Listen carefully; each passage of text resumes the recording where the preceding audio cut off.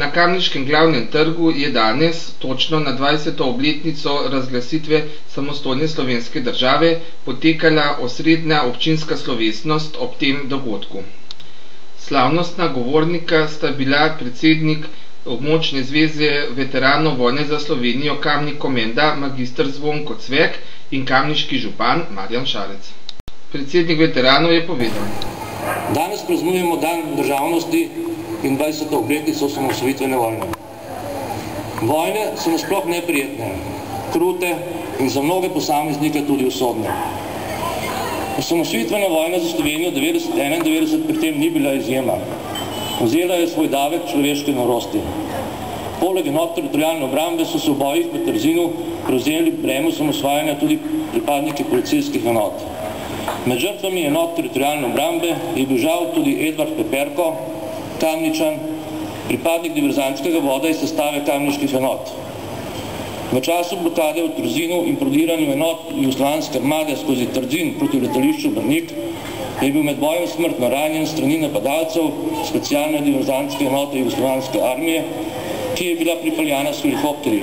To so bili tako imenovani niški specialci.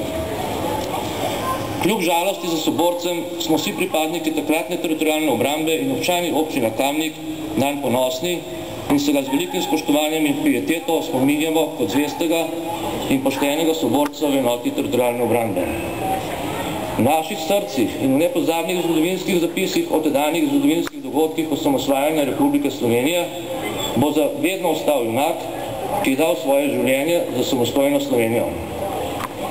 Veterani vojne za Slovenijo območnega združenja Kamnik Komenda si želimo, da bi v soglasju z družino Edvarda Peperka trajneje obeležili njegovo osebnost s posmrtnim imenovanjem začasnega občana občine Kamnik ali po njemu poimenovali ulico ali trg v mestu Kamnik.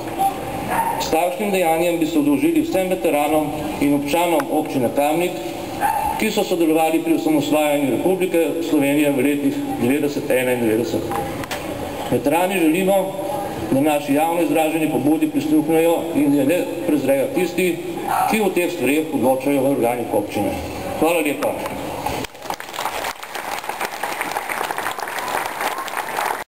Osrednji govornik pa je bil kamniški župan Marjan Šarec.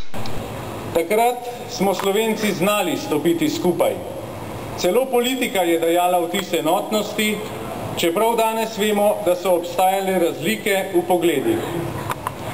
Vojna, ki je trajala 10 dni, je terjala žrtve, tako civilne kot vojaške.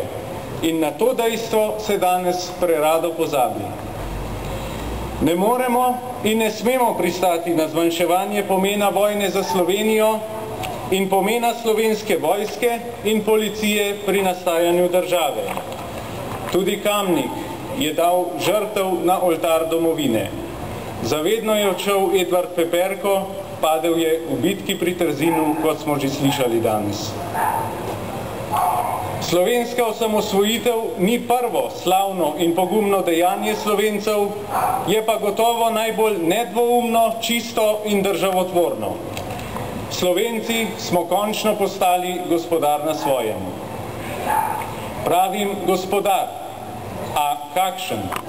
Je to, kar imamo, tisto, o čemer smo sanjali? Smo Slovenci danes bolj srečni kot takrat, morda bolj enotni? Znamo ceniti svojo domovino? Bojim se, da nam odgovori niso v prid. Ljudje, kot da smo vse bolj apatični, razdrobljeni.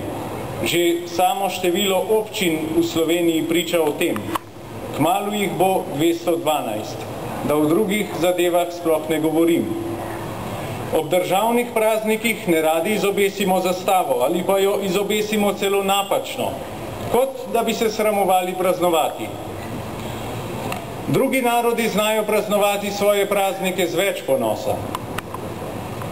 Praznik dneva državnosti je za nas zgolj dela prost dan in ne rojstni dan države, edino, ki jo imamo in smo jo pridobili v težkih okoliščinah. Naša domovina ni kriva, da nam ne gre tako, kot bi moralo. Krivi so posamezniki, ki niso imeli oziroma nimajo čuta za skupno dobro, ampak so poskrbeli zgolj za lastno korist. Do premoženja niso prišli po pravni poti, zato ga tudi ne znajo ceniti in ga koristno uporabiti.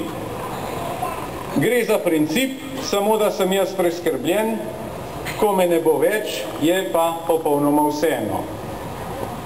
Socialni čut, kot da se je izgubil nekje na pol poti med socializmom in kapitalizmom in kot da ga ne bi več potrebovali. To so slabi zgledi mladim generacijam, ki šele dobro stopajo na oder, ki mu pravimo življenje. Dajejo vtis, da pošteno delo ne prinese uspeha in se ne splača truditi za nobeno stvar na tem svetu, ter da je vse brez smisla. Vsak ima svoj avto, nešteto tehničnih pripomočkov, a srečen ni. Res je, gospe in gospodje, s tako družbo ne moremo biti zadovoljni. In prav je, da se vprašamo, ali je ta pot prava. Pri 20 letih je človek polnoleten, država še zdaleč ne. Država potrebuje čas, da uveljavi svojo tradicijo, državljani pa ji moramo pri tem pomagati z usmerjenostjo v prihodnost in razvoj, ne pa z razpredanjem o preteklosti in preštevanjem zaslug za to ali ono pridobitev, ter gojenjem raznih ideologij, naj si bodo leve ali desne. Ni prepozno, a za našteto je potreben pogum izstopiti iz sivega povprečja gostilniških debat, se izpostaviti, ne glede na to, kaj drugi mislijo o nas. Pred 20 leti smo mobilizirali vojaško silo, danes je potrebna mobilizacija duha in volje za spremembe. Ne sramujmo se današnjega stanja v družbi. Vsako družbo kdaj doleti neuspeh. Sram nas bo lahko takrat, če ne bomo ničesar storili za obrat na boljše, čas pa ni naš zaveznik. Vsak mora začeti pri sebi in potem širiti skrb za skupno dobro tudi širše. V lokalni skupnosti se začne pri konkretnih stvarih, kot je na primer prispevati meter zemlje za pločnik, da bodo otroci imeli varno pot v šolo. Spoštovani gospe in gospodje, iskreno vam čestitam ob rojstnem dnevu naše domovine Republike Slovenije, imejmo jo radi in dajmo ji priložnost biti mati vseh državljank in državljanov, ne glede na spol, narodnost, strankarsko opredelitev ali veroizpoved. Hvala. V kulturnem programu, ki ga je povezovala Barbara Bošič, so nastopili tudi nekateri igralci in kvartet Krt. Pojdrina moj dom, kako si krasan, kako me izvabljaš iz nizkih rakal.